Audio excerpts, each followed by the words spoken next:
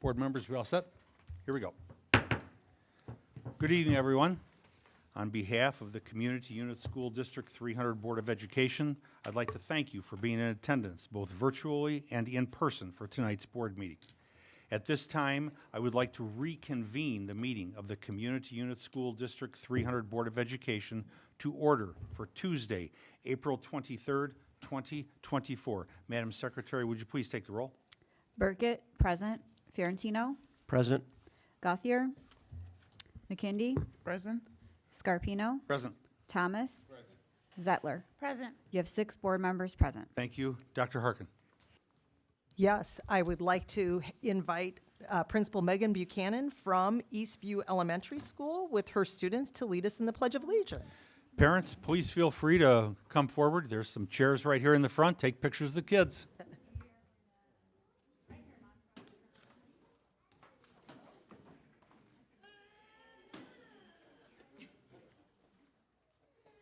Very good, very good.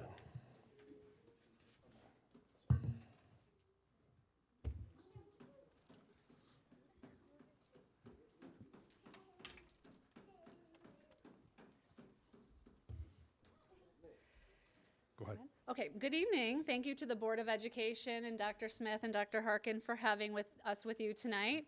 It's truly a privilege to stand before you and recognize the remarkable Eastview students who exemplify excellence in every facet of their lives. At Eastview, we work hard to ensure students live by the 3 E's.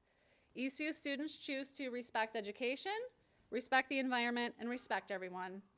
I'd like to introduce you to our students standing before you tonight. Each student was nominated by their grade level for exemplifying Eastview E's. We will begin with kindergarten, and you can wave when I call your name.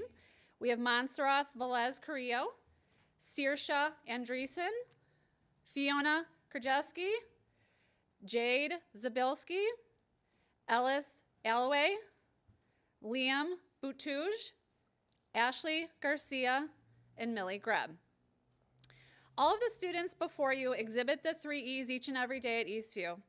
They hold education in the highest regard. They approach each day with a thirst for knowledge, a hunger to learn, and a determination to succeed.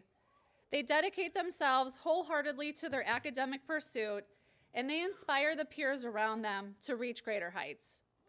They demonstrate respect for the environment at Eastview. They show kindness to friends and their teachers. I can think of an example for each one of these students up here where I've seen them be kind and help a classmate. Recently, it was Fiona that I saw help a friend that was crying. She put her arm around her and hugged him.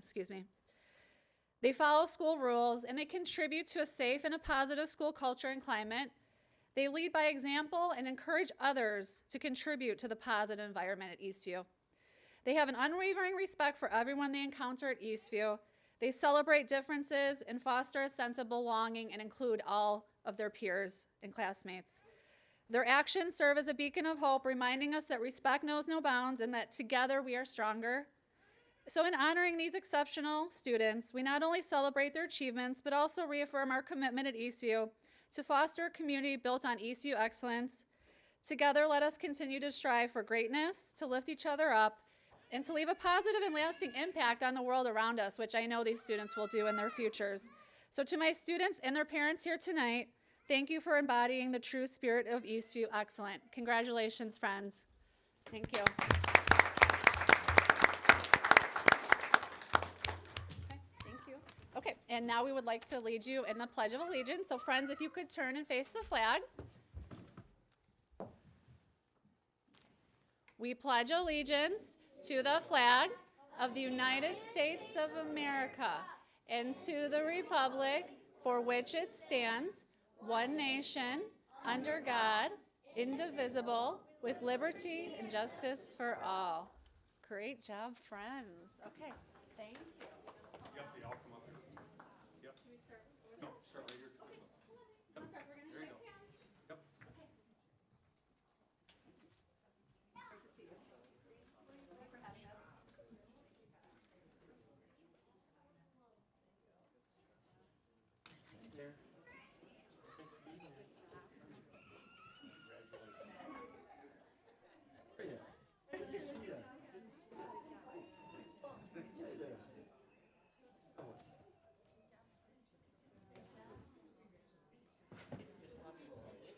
Great job, parents. Great job.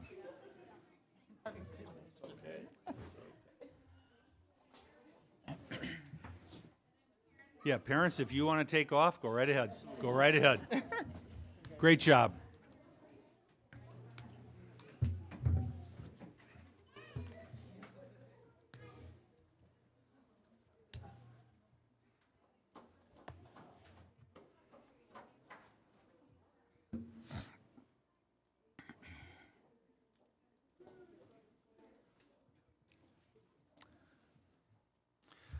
Okay, moving on with our agenda. There were no changes to the agenda. May I have a motion to approve the agenda? So moved? Madam Secretary, would you please take the roll? Ferentino, Aye. Zettler. Burkett, aye. McKindy, Aye. Scarpino, Aye. Thomas. Motion passes 6-0. Thank you. Dr. Harkin? Yes, I would like to have Miss Molly Fisher come to the podium to talk about our District 300 lead, Stella Wetzel Memorial Scholarship, and the people that are being awarded that scholarship through LEAD. So thank you, Molly, for being here. Of course, thanks for having me. Good evening, members of the board, superintendents Harkin and Smith, community members and colleagues. Tonight, I'm honored to recognize 3 of our district's finest graduates as recipients of the $1,000 LEAD 300 Stella Wetzel Memorial Scholarship. And due to the perseverance these kids have shown after being the first freshman COVID group, I believe that Stella Wetzel, a past D300 English teacher and late wife of former Superintendent Norm Wetzel, would have been so proud to have seen the continuance of students being called to her field of education. Our first recipient, Jacobs High School senior Caitlin Whitowitz, will be attending Illinois State University this fall to pursue a bachelor's degree in communication sciences and disorders and a master's degree in speech pathology. Caitlin has worked closely with kids through her Gilbert's Elementary School internship, her Jacobs High School adapted PE leadership, and her Circle of Friends employment. She states that the opportunity to help students is special to me because they bring a smile to my face when I bring one to theirs. I know I can make a difference in children's lives, and I'm so excited to begin the journey.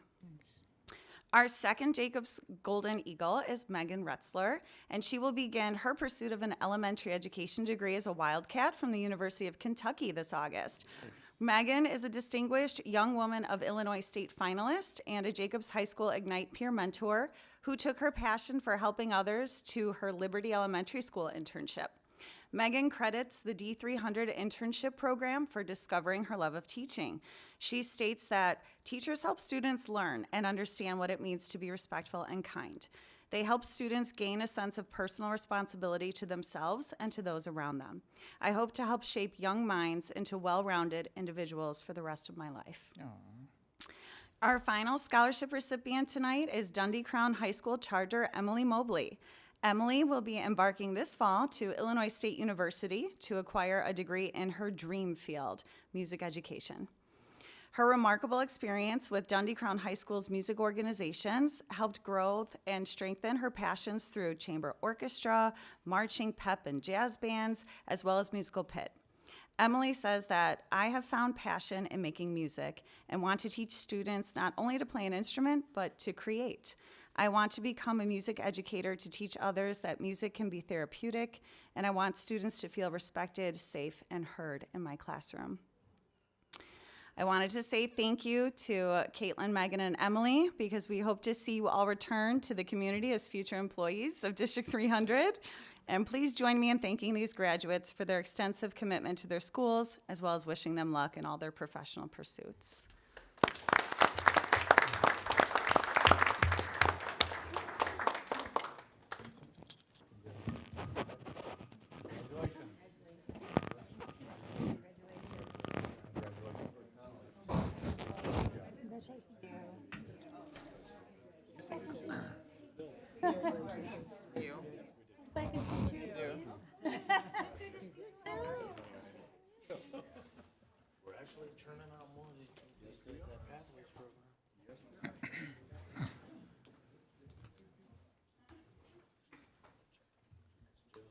All right, so next up is recognition of our administrative professionals. So tomorrow, April 24th, is Administrative Professionals Day, a national observance recognizing administrative professionals, including our own District 300.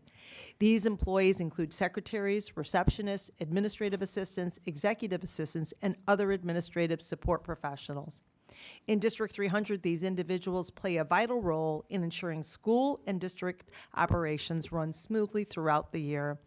On behalf of District 300, please join me in recognizing the outstanding work of our administrative professionals whose organizational skills, attention to detail, and problem-solving abilities continually support student education. So thank you, Diane, specifically on my behalf for all that you do for me, so, and all the other ones, so if we can give them a round of applause. And next up, I'm going to have Dr. Smith come and speak about some of our administrative changes that she's making for the coming school year underneath her leadership as our next superintendent. Good evening. Mr. Chris Columbaro, can you join me in the front here? Yes. Up in front, yes, Front and sir. center. Yes, sir, front and center. It's my pleasure to announce Mr. Chris Columbaro as the new Director of Fine and Performing Arts for District 300. Mr. Columbaro has a background in music, having earned his bachelor's degree from Chicago College of Performing Arts at Roosevelt University. During his undergraduate studies in classical guitar and music education, Mr. Columbaro was able to perform as a soloist and ensemble member in a variety of university concerts and private events.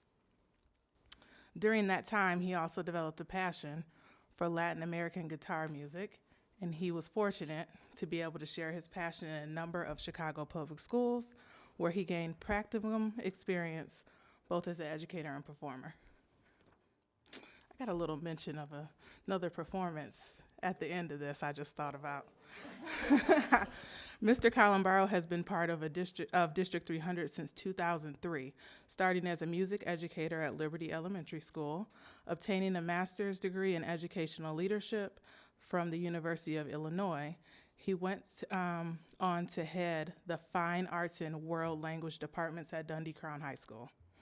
He then continued to serve Dundee Crown as the Associate Principal of Curriculum and Instruction, and currently Mr. Columbaro is in his 10th year as the principal of Algonquin Lakes Elementary School. Passionate about supporting students in their growth, Mr. Columbaro has also been dedicated to developing his school's teachers and their collaborative teams in their quest to improve learning for all. He is an outstanding communicator, builds meaningful relationships, and develops a sense of belonging for those he works with. In 2020, he was recognized as the Elementary Principal of the Year for the Kishwaukee region, and just this past year, he was recognized by the Elgin Crisis Center as a Partner in Peace. I want to add that Mr. Columbaro also adds a little spice to our winter holiday with our principals and administrative team as a part of the band for that. It's a great time. That's right. Mr. Columbaro is an advocate for the arts and possesses strong vision and leadership. He demonstrates true collaboration and commitment to our students and the District 300 fine arts community. I look forward to seeing what we do under his direction and all of the things that we're going to do to thrive during his tenure. Please welcome Mr. Columbaro.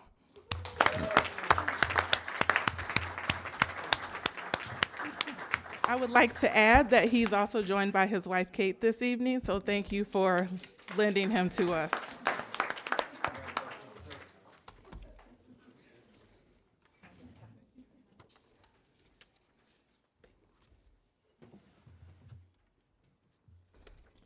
Mrs. Kelly Murphy, could you join me next?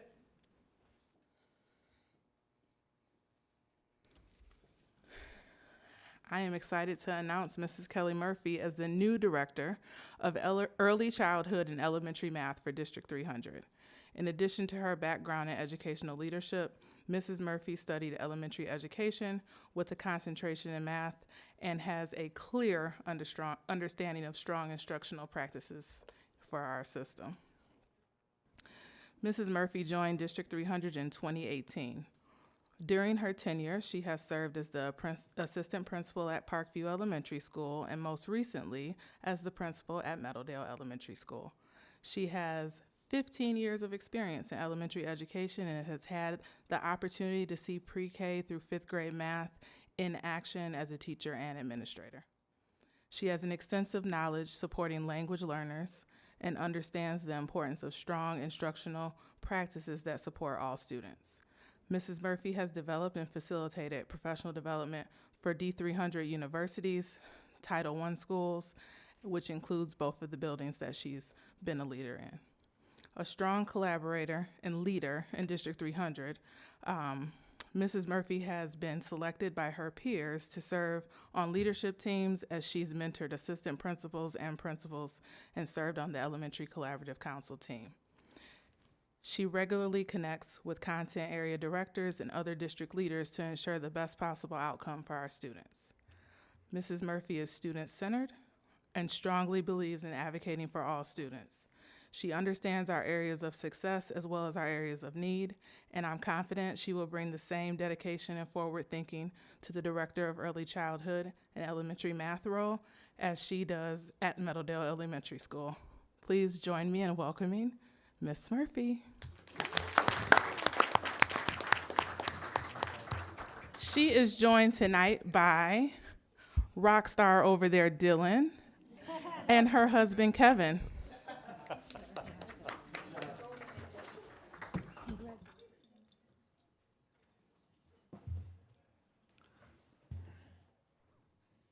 All right, and that concludes our recognition for the evening. Kelly, go, if you need to go, Kelly, go ahead. You're fine. You're fine, And- believe me. And Mr. Columbaro Mr. is busy Columbaro, with, yeah. his kids are out Yes, there go, doing all go. sorts of activities. We really appreciate you having your Yep. wife here tonight, so thank you. Thank you. Congratulations again. Thank you. We're now at board discussion. For the public, the board was supposed to have a workshop, and unfortunately, we had to postpone the workshop for various reasons. And in order to determine when the next workshop is, there needs to be an open discussion amongst board members, trying to figure out a date or dates. So, board members, I'm going to be opening it up for discussion. We need to come up with a date or dates for it. Dr. Harkin, why don't you first, before we have board discussion, why don't you give us a couple options that you're thinking of? Sure. We knew that Saturdays have become a difficult, and it's precious time for all of us to have breaks from the weekends. So we certainly, at this point in time, looked at condensing the meeting down to 3 hours, and we still believe we can get through all of the essential pieces as part of that. I think our suggestion would be is we could look at try to find a Saturday, but the expectation is we want to get the board's input on the strategic plan as well as feedback on the priority tasks for the 24-25 school year, facilitated by Dr. Smith. So our items we'd like to throw out there is, and we did this with the last portion of the strategic plan, is we could break it down to 2 90-minute sessions, potentially adding it on the end of an existing board meeting, which would be the expectation that you all are here, so we just would tag it on and add it for an hour and a half on the end, and we could potentially add that to the May 14th and the May 28th meeting. We also could just add 3 hours on the end of one of those meetings, or we could try to come back and find a Saturday. So again, and then we could also run this a 3-hour during the week on another date. So the 4 options that I believe are in front of you are to try and find another Saturday, but we have been unsuccessful to date with that. Tack a 90-minute to 2 separate board meetings, May 14th, May 28th. Tack 1 3-hour session to the May 11th, May 14th, or May 28th, or find a totally separate night where we would accomplish. Now, the problem we run into that is we now are getting close to if we're trying to do this in May. We are bargaining with DESA right now, and so we have multiple nights that it's even hard to do because we're tied up with that, as well as we're going to get into graduations. So it may be challenging for us to come up with dates that would work for our staff to have them here that was planning on participating. So are you clear on the options I laid out? Okay. Okay, board members, this is our discussion, so whoever would like to lead it off. Is it Sunday an option at all? I'm sorry, Is Sunday an option at all? is Sunday an option? That's up to the board. I'd prefer not, but I'm one person. I mean, I also prefer not, but. I mean, if it was Sunday evening, I could probably look at dates, but Sunday through the morning and early afternoon, we're doing church things, so. I do the same. Okay. Okay. I just threw it out there, so. just something. Okay, any other, Nancy? I think it's most convenient if we just tag it on to the 2 Agree. May meetings. Yeah, I won't be here on the 14th, though, Okay. so because that of doesn't work. orchestra concert. I'll be here for the earlier meeting, but not the last orchestra concert of the year. They always schedule them on board meeting nights. Yeah. So I can't miss this last one. I missed all the others. Makes sense. And again, we did offer 3 hours on the end of the May 28th, and usually that's the business meeting, so we can make sure that that's the only thing, get through the board meeting pretty quickly, and then tag on 3 hours to the May 28th board meeting. That's fine with me, too. I'm flexible, but, I prefer we have the most, all of us there if possible, but, the majority of people there. I mean, I'm okay with the 3 hours after, or splitting it to 2. But if, Okay, Christine is not gonna be at 1, so the 3 hours after 1 is fine with me as well. okay, I appreciate that. Like I Yeah. said, I can't miss another one. okay, No. okay. That sounds good. The 28th? Christine? Nancy? Yep. Tola? Yeah. Steve? Looks good. Okay, And I think the only other piece, and if that's the day we want to go with, do we want to move up the meeting then, maybe make it a little earlier at 5 o'clock, and therefore we aren't rushing any of the conversations, and therefore, we still try to get done before 9 o'clock? Yeah, that'd be fine. That sounds fine.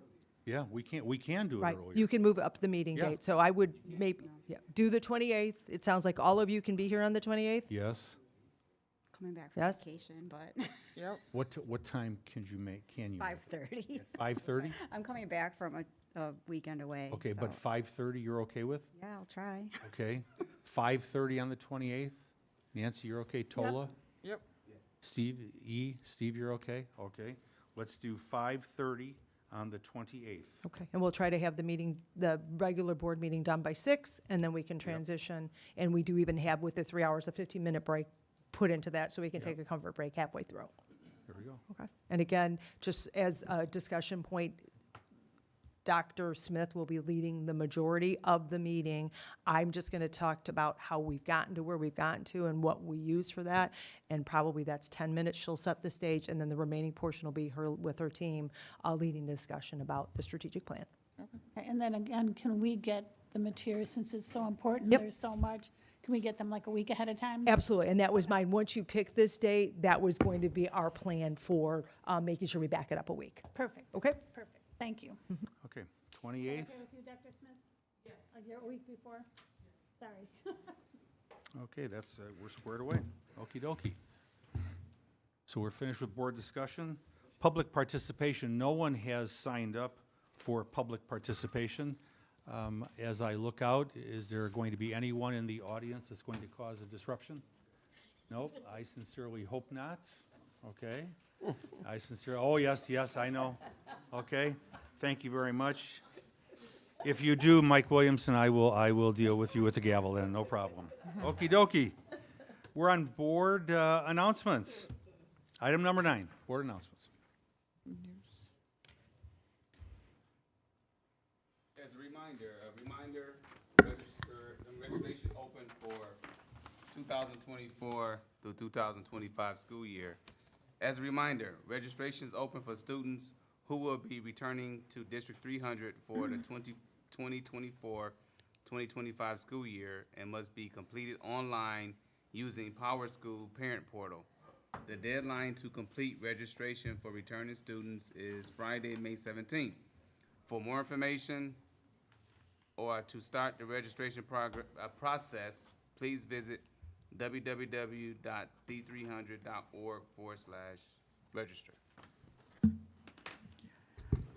District 300 earns Music Education Honor. District 300 has been named one of the best communities for music education in 2023 by the National Association of Music Merchants Foundation. The designation honors school districts that have demonstrated outstanding achievement in their efforts to provide music access and education to all students.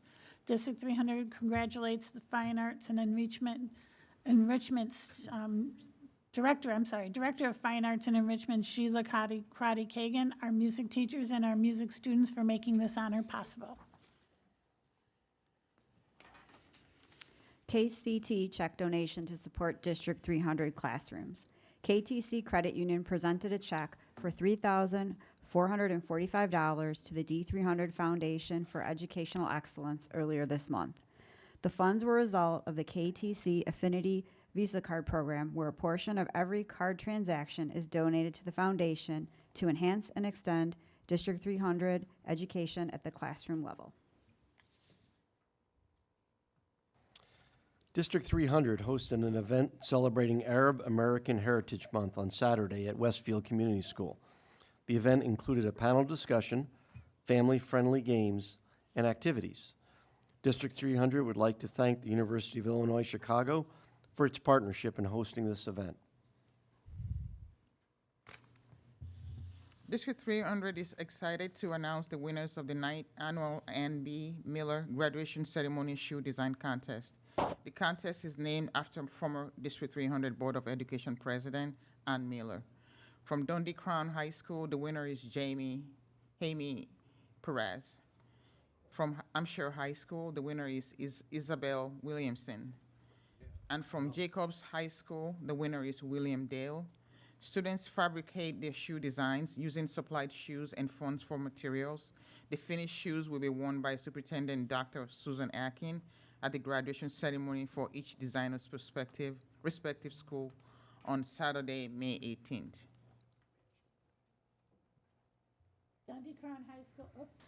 Dundee Crown High School graduate speaks with students about success.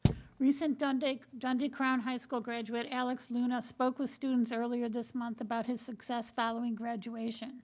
Alex visited Dundee Crown and shared information about how he pursued career training at Lincoln Tech and Melrose Park after he graduated. He is now employed in the electrical field, working at Johnson Controls in Arlington Heights.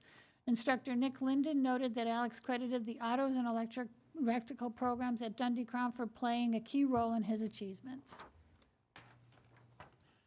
Meadowdale Elementary School hosted its second annual Well-Being and Community Fair on Thursday, April 18th. This event aligns to the district's strategic goal number 4 to engage all stakeholders. Parent education activities, along with connecting families and community agencies together, were all part of this event. This was well attended by many Meadowdale parents, students, and community members. Organization of this event is coordinated in collaboration with Principal Kelly Murphy, school psychologist Dr. Victoria Granzel, social workers Bill Rufer and Jessica Lewis, and the family school liaison Laura Durantis. Dr. Granzel shared, and I quote, "Our goal was to bridge partnerships between our families and community resources. Our presentations offered information and guidance on topics including cell phones and social media, as well as bullying. We are continuously working to break the stigma with mental health and connect families with any resources they need so that their child can be successful in all aspects of life. It was great to see so many families in attendance," unquote.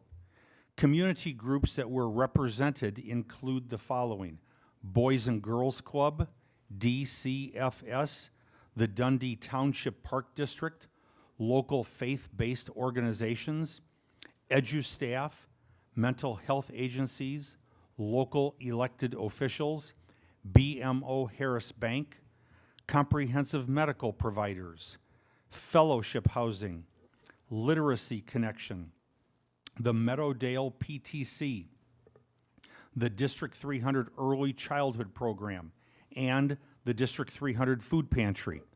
The Carpentersville Police Department was also in attendance and even brought their therapy dog, Walter, for students to interact with. Families were also able to visit the Scholastic Book Fair with their students during the evening. This was a great celebration of the partnerships Meadowdale has with the various agencies and organizations in their community. District 300 would like to congratulate Meadowdale Elementary School for their well-being and community fair. Dr. Harkin. Sorry. So next up, I would have Anthony McGinn come forward to give us an update on Strategic Goal 4 and our recent Hanover Research Survey and Focus Group results.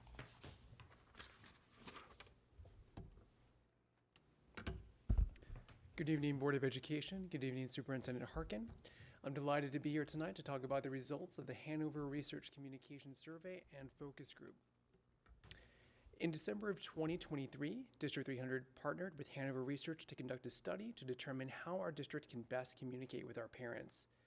As part of this process, Hanover Research conducted two primary activities: a communication survey and a series of communication focus groups. Both the survey and the focus groups were open to all District 300 families.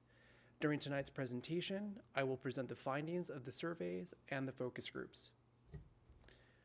So, why did the district decide to conduct a communication survey and to seek out parent feedback? In District 300, we really are looking to prioritize improving our communications, and we want to do that to improve building trust and transparencies with our families, specifically as it relates to their child's educational experiences. So when we looked to do this research study, we set out with three primary objectives. The first, we wanted to uncover how families currently perceive district communications. Secondly, we wanted to understand our families' preferred communication channels. And third, we wanted to identify the types of information, the types of content that our families are expecting from us. Let's take a look at a quick high-level overview of the survey. The survey opened on December 1st and closed on December 22nd. 1,185 individuals took this survey. And then as far as the focus groups, there were 6 that were conducted and 24 individuals participated in focus groups. So what's the main takeaway? After all of these surveys were conducted, all of the focus groups were conducted, what did Hanover Research find? Their key finding was that overall, parents are satisfied with district communication. Hanover Research Insights stated that participants are generally satisfied with the communication content they receive from the district. They get what they need, and they do not think any fundamental changes need to be made. Hanover Research also provided some parent feedback. We'll look at 3 examples tonight. One parent stated that, "I think that things are going well, and I appreciate the effort and the intentionality with which they do share announcements district-wide." Another parent stated that they do a good job informing us everything that happens, everything that's going on. And another parent stated, "It seems like we're getting all what we need. There are a lot of organizations and companies that I've been a part of that don't achieve that, so I feel like rather than drastically shaking things up, I would personally appreciate if they didn't rock the boat too much in that way." So let's take a look at some of the questions that were on this parent survey and the results. Now this survey did have many questions, but tonight, for the sake of time, we're only going to look at 5. And I also want to state that this presentation, this report, will be provided to the board in its entirety, so you'll be able to see everything, all of the questions, and all the results. So we wanted to find out, what is the overall satisfaction rate that our community had with our district? So Hanover asked, overall, how satisfied or dissatisfied are you with communications? 76% of parents said that they're either very satisfied or satisfied with district communications. 75% of parents said that they're either very satisfied or satisfied with school communications. So based on these results, Hanover's insight was that parents express a high level of satisfaction with the communication practices in our district. We also want to look at the frequency of communications. We wanted to know, are we sending too much? Are we sending too little? What parents responded is that 77% believe that the district is sending just the right amount of communication. 73% stated that schools are sending just the right amount of communication. So based on these results, Hanover stated that parents hold a favorable opinion of the frequency of communication in the district. We wanted to find out what the preferred communication channel is, and here we were surprised. So we asked how parents would prefer to receive communication, and while we did expect emails would be at the top of the list, we didn't understand it was going to be so overwhelming the majority. 85% of parents they prefer to receive their communications through email. We asked our parents, what type of information, what type of content do you want? The top 3 results are, the first one, number 1, was school calendar and event information. Coming in at number 2 is parent resources, and number 3, tied with number 2, so they're actually both number 2 at 37%, that's emergency safety updates and notifications. And then finally tonight, for this survey portion, we wanted to ask you about the preferred content format. We talk about format, it's how the information is presented. It can be presented in written form, and if so, is that long form or short form? Is it presented visually, such as an infographic or a photograph or a video? Here, our parents have stated that they prefer short form written content. So transitioning away from the survey, investigating the focus group, we'll examine the methodology really briefly. Hanover conducted 6 focus groups and 3 in-depth interviews with 24 parents. There were 6 key findings. The first is that safety notices are most critical, so that is something that we also learned from the survey. We learned that schedule changes impact daily lives, and what was communicated here, this really results with winter weather communications. Parents would like as much advance notice as possible. Now, what's notable is that this focus group was conducted prior to having any winter weather events this academic year. We had improved our winter weather communication, so I suspect that this satisfaction rate would be higher if the focus group were conducted today. The district tone is noted as professional, positive, and appropriate, and some individuals did state that there are times when we can serve to be less formal and have more emotion. That's something we'd certainly love to explore. Parents have stated they would like to have more insight on district decisions. They would like the rationale on policy decisions, and this would offer several benefits, including enabling parents to offer input on those decisions and giving family more time to adjust to a new policy. Parents would like to be informed about research results, and that makes sense. If we're asking parents to spend their valuable time to conduct research that's beneficial, we should be able to report that out.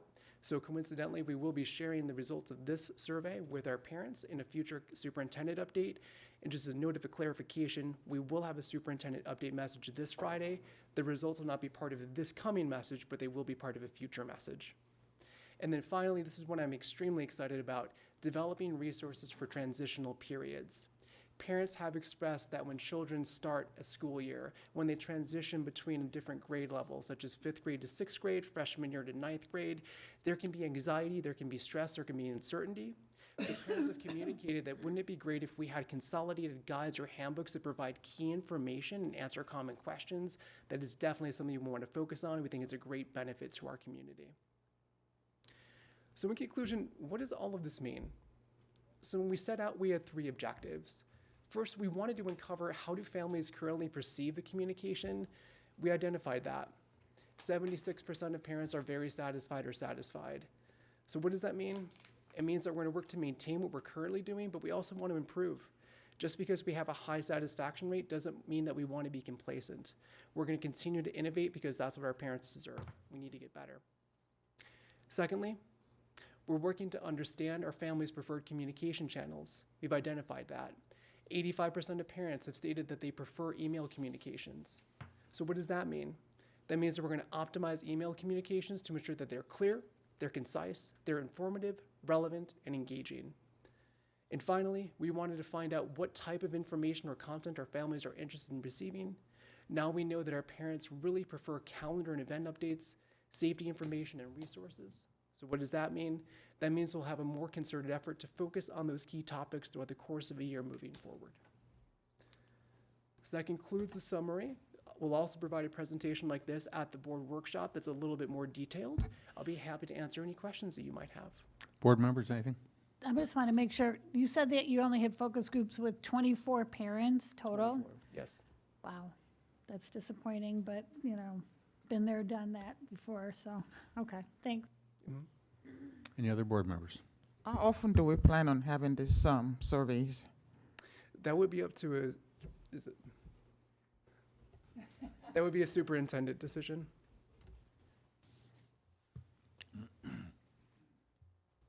I think that now that you have this update with this information, this will be a point of discussion about priorities for 24, 25 in the meeting that you just discussed having.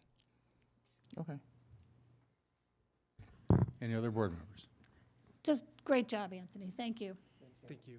Thank you so much. Good job. Yeah, I just wanted to say, I'm excited to see the resources for transformational years. I know you coast through elementary school, you get in your habit, and you know your school, and then, boy, middle school goes by really fast. So, and so does high school. So just being prepared as a parent, I think, I can't wait to see what your team does. I'm sure it'll be excellent. Excellent. We're looking forward to it. Thank you. All right. And next up, I will have Tommy Parisi, our director of this really long name of PE, athletics, health, I don't know, all of it, to talk about where we've had people come forward at previous board meetings about what's our process for expanding our athletic programs, and go over that with you and discuss an opportunity in relationship to one athletic program expansion for your review for tonight, but nothing for you to approve. We just want to go through the data with you and make sure you have time to ask any questions about this topic. Thank you, and good evening, Board of Education and Dr. Harkin. I'm here to talk about our athletic program expansions. So District 300's mission statement is that D300 will provide engaging and inclusive educational experiences that empower and equip all students to discover, innovate, and succeed now and in the future. Athletics primarily falls into two of the strategic plan goals. Goal 1, to develop the whole child, and Goal 5, to use district resources equitably and efficiently.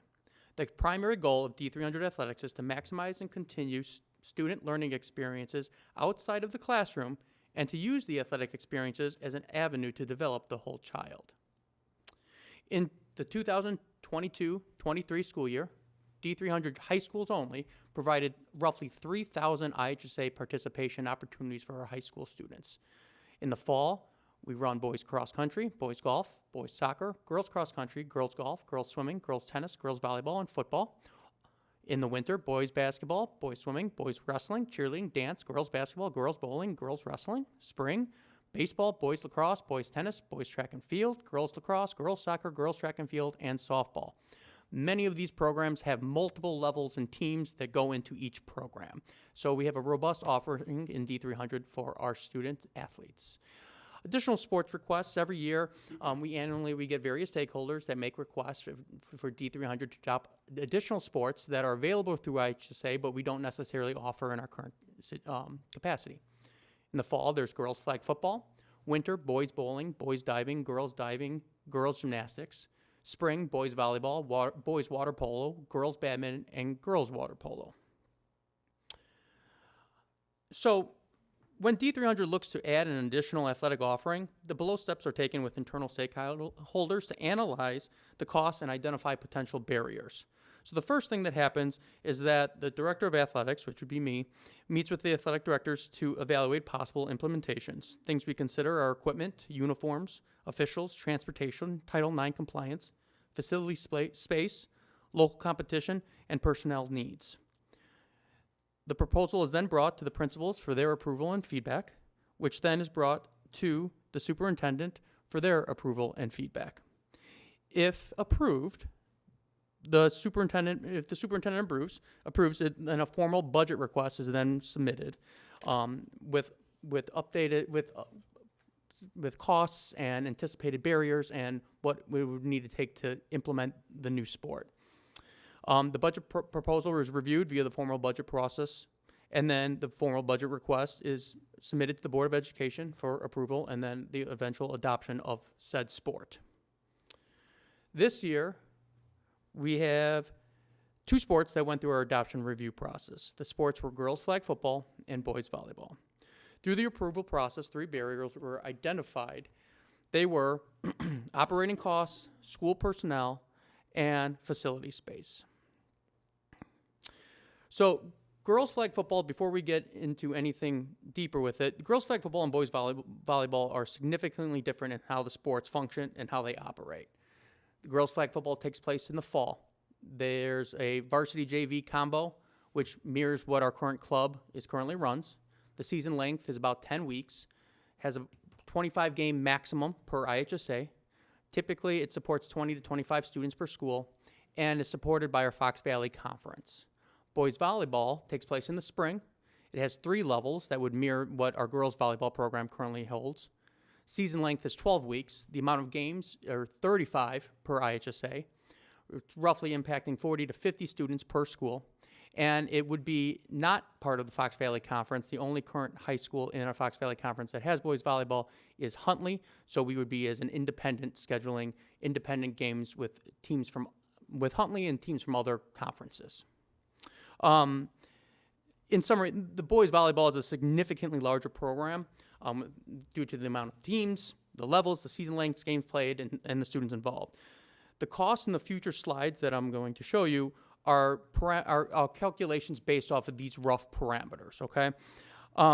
They're not intended to compare boys volleyball to girls flag football as a either or, but to just be very clear on the potential barriers that each program would face independently. So the first area that we reviewed were the operating costs. Operating costs comes into 4 areas: uniforms, officials, transportation, and equipment. The equipment examples for girls flag football are footballs, flag belts, field markers, storage bags. Boys volleyball would need balls, nets, standards, and storage bags, but could utilize the girls' equipment to start. However, an annual budget for both would be needed for replacement, and an annual budget would be needed for boys and girls volleyball, as that equipment would be used at a higher level, thus greater wear and tear. Both sports uniforms would consist of a home and away jersey and shorts. The higher number for boys volleyball is due to having more participants.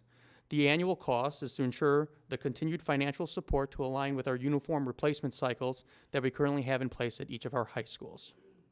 Officials are an annual cost. They are set through our NYSOC agreement.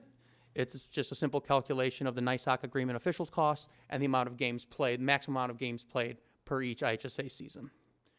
Transportation, it's estimated at about $135 a trip. The difference in volleyball, again, is because of the additional games that program plays. The solution to overcome the operating cost barrier would be a budget request of $34,000 about for girls flag football with an annual recurring cost of $27,000.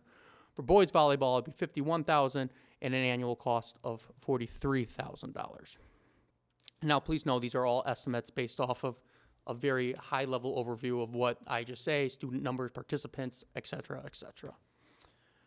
Going into school personnel, each program needs to add additional personnel. Girls flag football would consist of a varsity and an assistant coach.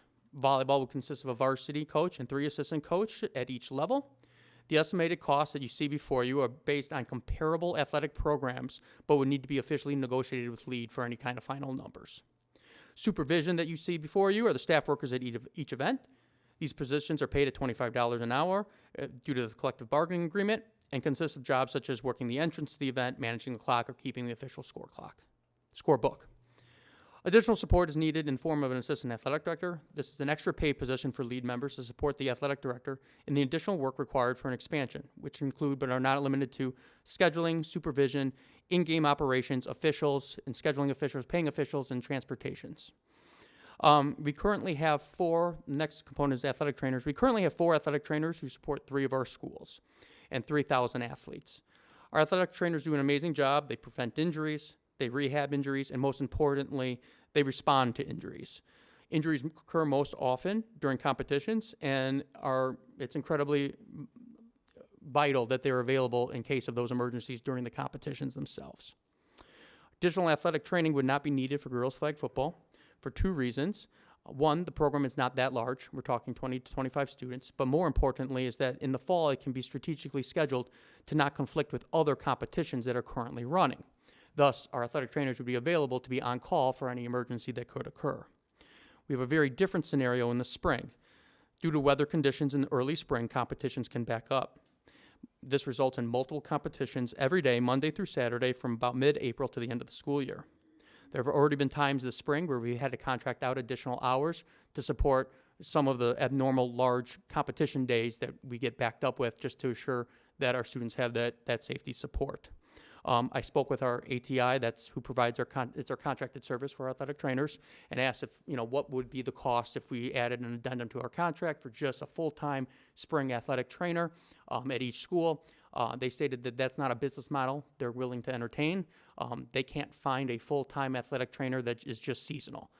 Athletic trainers, if we've had in prior conversations, the market's not very strong right now, and so they would have to offer a full-time thing. This thus changes our entire structure of what our athletic training staffing needs look like and puts 2 athletic trainers per each school for the entire year. So it really does tip us kind of over that edge. The solution, again, to the school personnel matters is budget requests. It's a $47,000 for girls flag football and $202,000 for boys volleyball, primarily due to the additional stipends to support a program that large and the additional training needs. Finally, we look at our facility and our space and what we can offer. Girls flag football can currently fit within our current facilities. They are practiced on a lacrosse field or a gym court. Their games will be held on the football stadium if playable. Otherwise, the game will be held on a lacrosse field. Boys volleyball is played on a gym court. Due to the weather of the third of the spring seasons, our court space is a premium in the spring. We currently require to run 4 practice time slots at some of our schools. Typically, practice time slots are 3 to 5 p.m. to start. That's the preferred time. 5 to 7 p.m. and then a 7 p.m. or a 5 a.m. to 7 a.m. time slot, allowing the program to choose because different programs have different needs with families and transportation concerns. By adopting boys volleyball, this would then require all 4 of those time slots be utilized every day during the spring, and we would have, there just wouldn't be a choice. It would be 5 a.m. to 7 a.m. I mean, we would be running a very large schedule of nonstop athletics anytime school's not in session. Games would also require an entire gym facility space when there's inclement weather. The concern with that is that when there's a competition that closes down an entire field house or an entire main gym, where it can no longer be split for additional practices or additional teams to be playing. What would then end up happening is that current spring sports, if there's inclement weather, there's no opportunity to practice, you just go home for that day. The solution to that is now we're starting to talk about additional gyms, turf fields, or eliminating current opportunities for students, which is not really a solution at all. So I just wanted to give kind of a visual to what it looks like at a typical day. This is a spring day at Hampshire High School. So if you look in the upper left, that's their cafeteria. That is the boys track team. They're working on dynamic warm-up, stretching, and sprint drills. In the far left, you'll see down the athletic hallway. So if you're familiar with Hampshire High School, that's a long hallway down there. Girls track is running. They're doing their sprints. What's not shown in the upper left is the track athletes who are running the hallway courses for the more distance runners. They utilize students to stand out in the hallways during intersections to make sure that nobody gets ran over leaving school for the day, and they can continue to practice. The bottom left is our high school girls softball and varsity boys baseball in the main gym. In the very far left of that picture is their batting cages where their students are able to work on hitting. The courts are used for infield and base running, so you have balls being thrown around. On the track, this is where pitchers and catchers practice, and then what's not pictured is a baseball, freshman baseball team that is in a classroom looking at film and bunt defenses. Top center picture, this is our girls soccer program practicing at the balcony above the cafeteria. They're working on agility and footwork drills. The bottom center is our boys tennis program. And then in the right is the weight room that is used by our field athletes and then some of our off-season athletes working on their conditioning. What's not pictured is the boys lacrosse program, the girls lacrosse program that will be coming after these programs finish to then run their practices. So we are currently optimizing our facility space with creative solutions and finding ways to maximize the opportunities with what we had. But to add boys volleyball to this situation is going to, at this point, remove opportunities for other students to practice, compete, and play. So the impact of each sport Girls flag football adoption is about $80,000 a year, but there would be no other needs. Boys volleyball adoption, you're looking at more of $250,000 plus the need for additional facility spaces. The next step is that administration is recommending that District 300 adopts girls flag football as an official IHSA sport starting in 2024, 2025. And then the administration will utilize the master facility plan process to evaluate the costs associated with addressing the facility space schedule to consider other IHSA sports such as boys volleyball as much as feasibly appropriate. Is there any questions?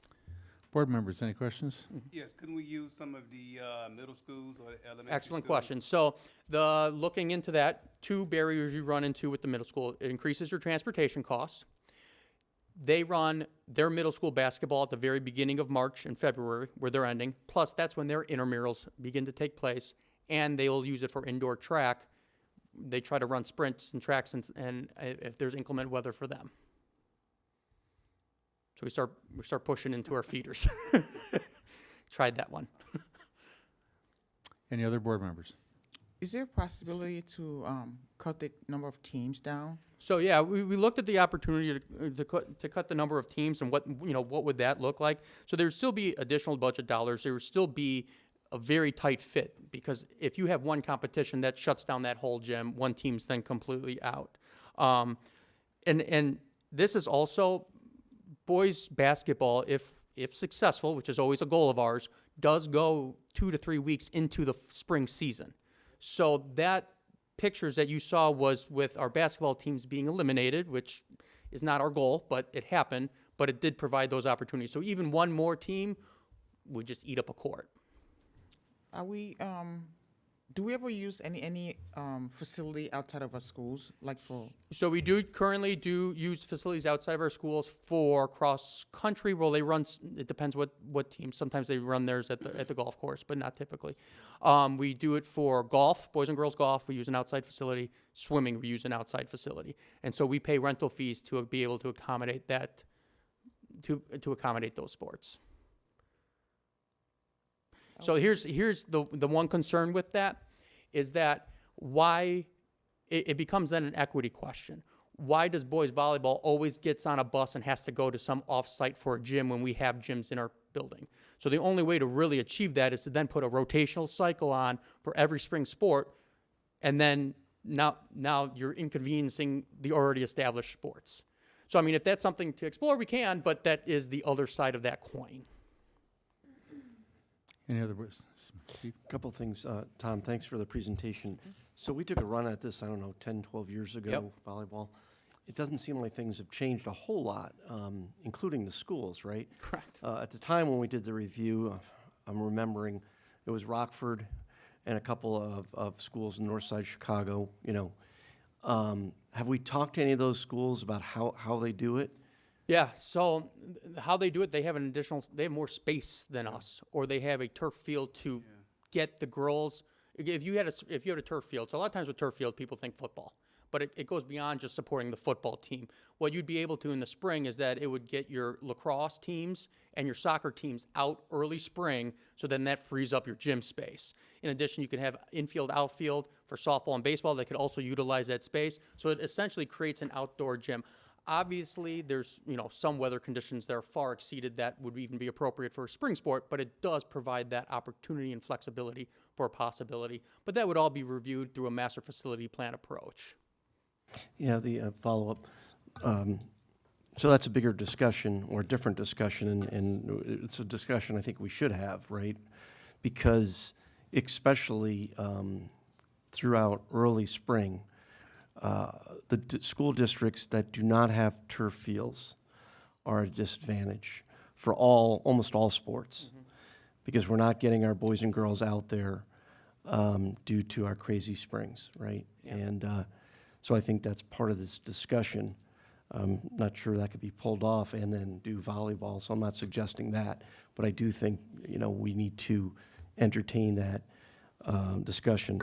The The price point is, you know, that was a little shocking to see almost $250,000 for a sport.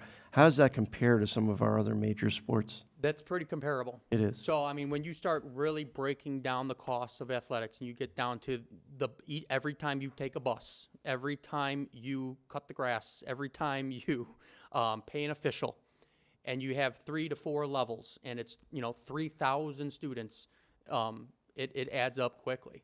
And that's just the reality of it. Sure, there is fees that parents do pay to help offset some of those costs, but when you're, it's not nearly enough of an offsetting situation to be able to justify the resources that is being provided into it. I guess I just want to add to what Steve said about the turf fields. I think it's something we should definitely look into because it will be beneficial to all the sports, not just one. Yeah. And it's something that's that will help the athletes during like adverse weather conditions and whatnot.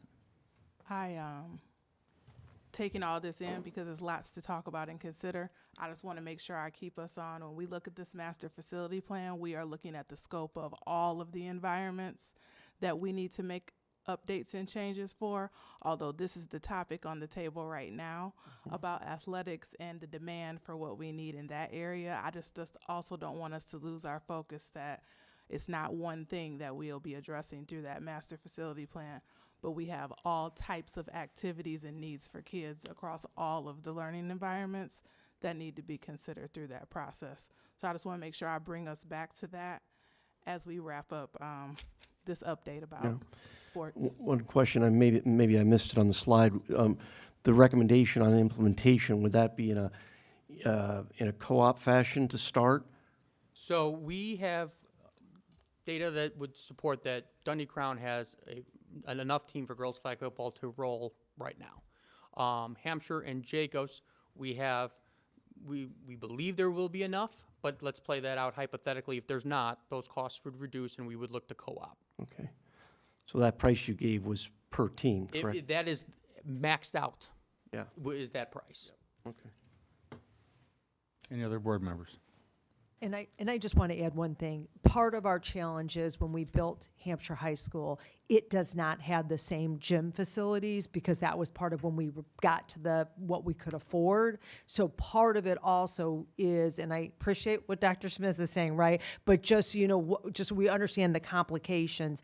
They have less gym space than both Dundee Crown and Jacobs have right now. So that is truly one of the biggest challenges we have. And that's why Tommy showed you the pictures tonight. And that was when we did some of our initial conversations with our master facility plan 10 years ago. That has been at the top of the list for Hampshire High School, which has been challenging, right? Because it's a brand new school. It's hard to say when we have other schools that don't have other things that Hampshire does have, but I think we're at a point right now because it served us when we had less than 2,000 students, but now that we're approaching almost the same amount of students at Jacobs, this is at a critical point for us to really start talking about how does this fit into the overall master facility plan, because I echo what you're saying, Dr. Smith, and how does this get prioritized with whatever resources we have to improve our facilities. But just know that's the problem with Hampshire. It has one less gym space than the other schools have.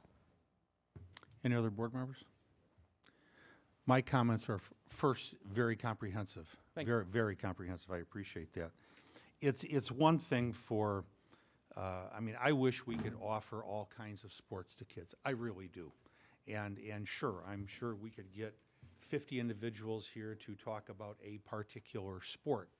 But in listening to what you have presented, the major problems are scheduling, because I would love to meet the parent who wants to get up at 5 o'clock in the morning and make sure their child's here at 5:30 every single morning for a particular sport.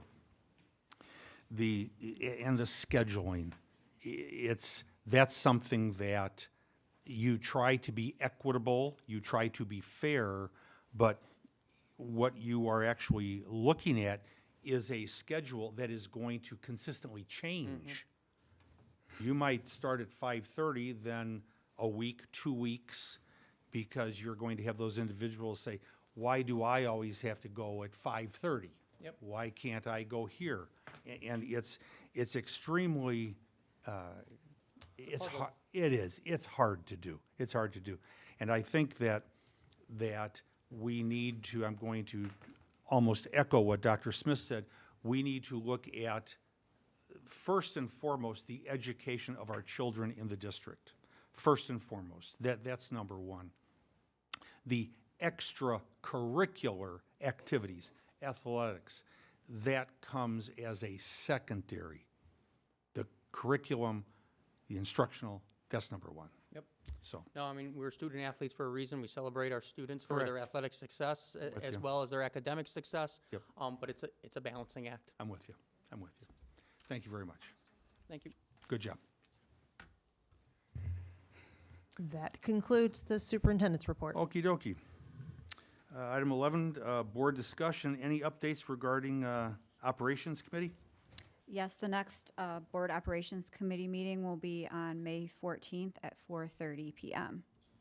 Okay. Any board discussion about any topics? Board members? No? Okey doke. Consent items, item number 12. These items are under $35,000. Do I have a motion to approve the consent items under $35,000? So moved? Madam Secretary, would you please take the roll? Fiorentino, Aye. Thomas, Aye. McKindy, Aye. Burkett, aye. Zettler, Aye. Scarpino. Aye. Motion passes 6-0. Thank you. Item number 13, consent items over $35,000. Do I have a motion to approve the consent items over $35,000? So moved. Second. Madam Secretary, would you please call the roll? Zettler, Aye. Burkett, aye. McKindy, Aye. Scarpino, Aye. Fiorentino, Aye. Thomas. Aye. Motion passes 6-0. Thank you. Item number 14 are the roll call action items. Item 14.1, approval of fiscal year 2024 through 2025 budget requests. Do I have a motion for the approval of the fiscal year 2024 through 2025 budget requests? So moved. Second. Any discussion? Madam Secretary, would you please take the roll? McKindy, Aye. Scarpino, Aye. Zettler, Thomas, Aye. Fiorentino, Aye. Burkett, aye. Motion passes 6-0. Thank you. Item 14.2, approval of board policy review and revisions. Do I have a motion for the approval of board policy review and revisions? So moved. Second. Any discussion? I met with Colleen, and I had several questions, but for the most part, everything looked great and learned a lot. So, Anything else, board members? Madam Secretary, would you please take the roll? Zettler, aye. McKindy, Aye. Thomas, Aye. Fiorentino, Aye. Scarpino. Aye. Burkett, aye. Motion passes 6-0. Thank you. Item 14.3, approval of resolution to honorably dismiss full-time substitutes. I'm going to be reading a resolution. Community Unit School District Number 300. Resolution authorizing notice of honorable dismissal of at-will full-time building substitutes. Whereas the Board of Education of School District Number 300, Kane, McHenry, Cook, and DeKalb Counties, Illinois, has determined to eliminate the at-will full-time building substitute positions employed by the board, and whereas the Board of Education has determined that the full-time building substitutes hereinafter set forth shall be dismissed at the end of the 2023-2024 school term and not reemployed as full-time building substitutes for the 2024-2025 school term. Now, therefore, be it resolved by the Board of Education of School District Number 300, Kane, McHenry, Cook, and DeKalb Counties, Illinois, as follows. Section 1, that this Board of Education hereby determines that the at-will full-time building substitutes enumerated on Exhibit 1, attached hereto and made a part hereof, shall not be reemployed for the following school term and are hereby honorably dismissed as employees in this school district effective at the close of the present school term. The reason for this dismissal is that this board has decided to restructure full-time building substitute positions employed by the board. Section 2, that the president and secretary of this Board of Education are hereby authorized and directed to give by personal service, certified mail, and return receipt requested to full-time building substitutes notice of the board's decision to not reemploy said employees in full-time building substitute positions for the next ensuing school term, which shall be substantiated in the form of Exhibit 2, attached hereto and made a part hereof. Section 3, this resolution shall be in full force and effect from and after its adoption. It will be adopted this 23rd day of April, 2024, by the following roll call vote. Do I have a motion for the approval of the resolution to honorably dismiss full-time substitute teachers? So moved. Second. Any discussion? I have a couple questions. Okay. So you said that are we not going to have full-time school-dedicated substitute teachers anymore, or are we just transitioning these teachers out? Yeah, so we have already been in the process and have transitioned 38 over time to EduStaff already. We were down to 20 of them, so we will put the remaining of these with EduStaff. So that's the plan. We are working with LEAD to discuss perhaps a different review of how these positions could be used in the future, but the expectation isn't to eliminate the positions. It's just to finish transferring the remaining ones that are there. When we implemented these positions 3-4 years ago, maybe even longer than that, we weren't really ever clear on what the roles were and how we're using them. There's a lot of inconsistencies in fact, we've just recently had, they're doing DESA work, they're doing DESPA work, they're doing LEAD work. So we don't have any consistency with how these positions are being utilized in the buildings. And so they were originally intended to just really help us out with the need to support absences, and EduStaff has done a great job using that to have positions available to ensure our fill rates are up much higher.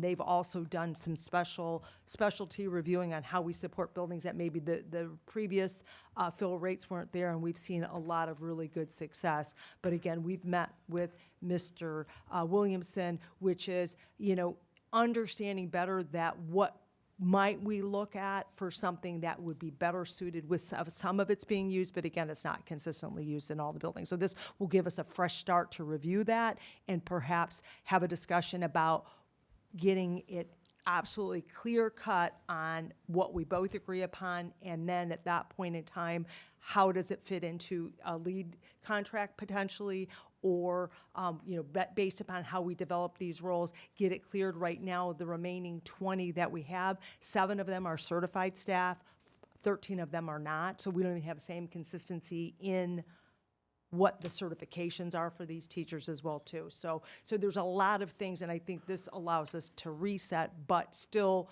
have what we initially intended for these, which is making sure that we've got people there to support our buildings when we have an increase in absences that creates the consistency in a building. Okay, so, so you're, just so I understand, we are deciding whether or not we need full-time dedicated subs, and if so, what those positions will look like. We have 38 full-time subs that we will for sure continue to have.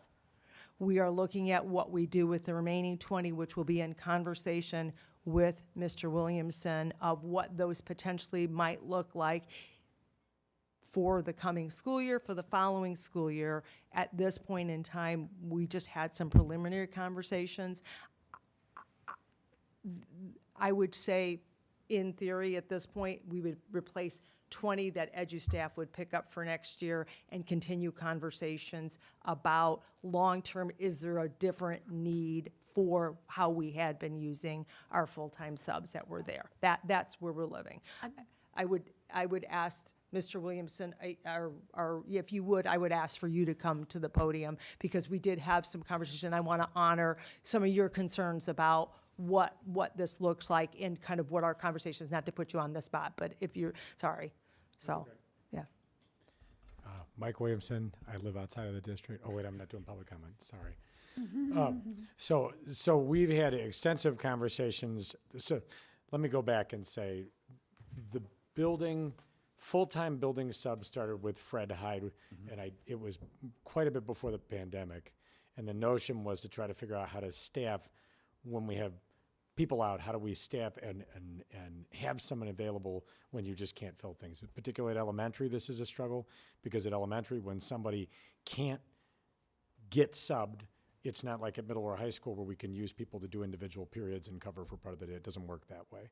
So this particular group of people were people that got brought in as at-will employees because of the way that the bargaining process works in relation to subs in the state of Illinois, right? So they were never in our unit or DESA or DESPA because of what their job categories were.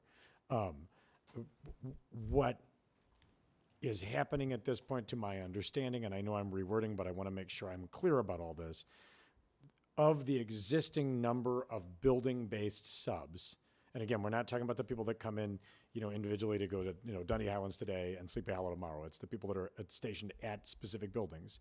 38 of the existing number had already transitioned to EduStaff. There are remaining 20 left. I believe that number is actually less than 20 even now because of things that are transitioning, and that those individual spaces are not disappearing, but are transitioning to EduStaff. Okay. What we've been looking at trying to figure out is, so in initial discussions between then Superintendent Fred Hyde and myself, we talked about how these could become positions that stayed permanent and that would benefit the whole overall system, right? So the idea was, we're going to start them as this whole building sub idea. We're going to see if it works, and then we're going to go from there into an expanded role, of wherever. We did the same thing with interventionists. We did the same thing with academic coaches. So a lot of positions were created at the time, and then we've kind of worked our way through. This particular set of positions, we were never able to figure out how to turn into lead-based positions under labor law and so forth. And so what we were discussing going forward is, we understand that there are needs that are not served just by the notion of saying, we have somebody that is in the space in case we need them, because there are a lot of IEPs today and we didn't get sub coverage, right? There are other things that were being covered. One of the problems that we ran into that Dr. Harkin just referenced was that often when individuals weren't in covering a specific class, there were other needs where they were picking up DESA work or DESPA work or lead work, and that's problematic for all of us. We can't really be doing that. That causes an issue. So what we are, and again, these discussions are initially preliminary, but we know that we have needs that go beyond just the can you cover for these IEPs for the day. We know that that's coming, and there's discussions going on based on what my Senate in particular has identified as, okay, but there are these other pieces that we need individuals, particularly in our elementary buildings, to be doing, or they could be doing, in order to enhance the overall environment. We're not really there yet, and I don't mean to make it sound like I'm not answering, but we haven't been able to determine yet what we can and can't do. We've started those discussions. We actually are pulling a committee together to discuss some of the how do I want to word this? The particular incidents that are occurring in buildings, and how we could create categories of staff that would be able to help with this on a regular basis, especially in our elementary buildings. But we're not all the way there yet. That committee has not met yet. It will be meeting in the next couple of weeks. And from there, we're hoping to have some more notion of what we might be able to pilot for next year and what we might be able to put in place for the year following. And again, that's, in discussion with Mr. Mora earlier, it's also making sure that anything we do create rolls appropriately into a contract and isn't just a position that's out there with, well, we want you to do this, oh, and maybe this, oh, and also maybe this, right? And that is how positions happen when they get created the way we did with this one, if that makes sense. Yep. It does, thank you. And I do also, absolutely, that was great questions, and Dr. Smith was part of those conversations. And again, we're trying to, as we're in this transition period, she'll be heavily involved and was involved. So this wasn't just a conversation with me. So as it moves forward, I don't know what you want to add to it, Dr. Smith, which we'll be probably having her get up and down. We may need to move you closer to the podium going forward. Actually, I was thinking about that, and staying down there is better, so I don't have to be on camera the whole meeting while the podium, whether I'm up here or not. But I got time for that. I would say, just for clarity, this is a single item that we need approval on, and the rest of it is still a discussion about what it could look like moving forward, because you could take very simple topics and think about how many different conversations could happen from 5 superintendents ago to current to incoming.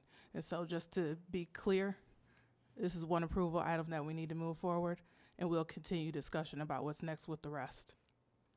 Just wanted to make sure I completely understood it before I voted on it. Yep, thank you. Any other discussion, board members? We have had a motion and a second. We are in discussion. Any other discussion? No? We've had a motion and a second. Madam Secretary, would you please take the roll? Aye. Thomas. Aye. Fiorentino. Aye. Burkett, aye. McKindy. Aye. Zettler. Aye. Motion passes 6-0. Thank you. Item 14.4, approval of student private placement 24-25 contract renewal. Do I have a motion for the approval of the student private placement 2024-2025 contract renewal? So moved. Second.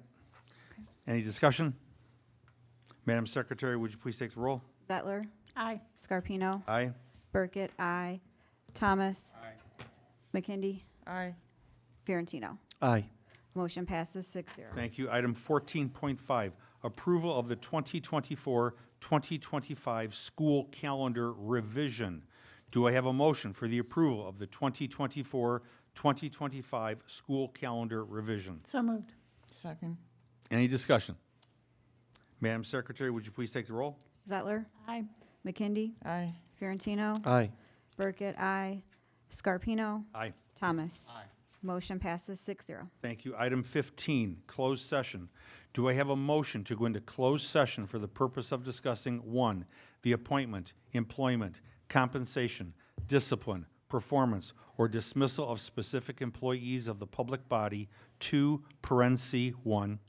Number 2, collective negotiating matters between the public body and its employees or their representatives, or deliberations concerning salary schedules for one or more classes of employees, 2, parentheses 2. Number 3, litigation, 2, parentheses 11. And 4, security procedures, school building safety and security, and the use of personnel to respond to an actual, a threatened, or a reasonably potential danger to the safety of employees, students, staff, the public, or public property, 2, parentheses 8. Do I have a motion? So moved. Second. Madam Secretary, would you please take the roll? McKindy. Aye. Burkett, aye. Fiorentino. Aye. Scarpino. Aye. Zettler. Thomas. Aye. Motion passes 6-0. Thank you, and there will be no action taken in closed session. We're adjourned to closed session.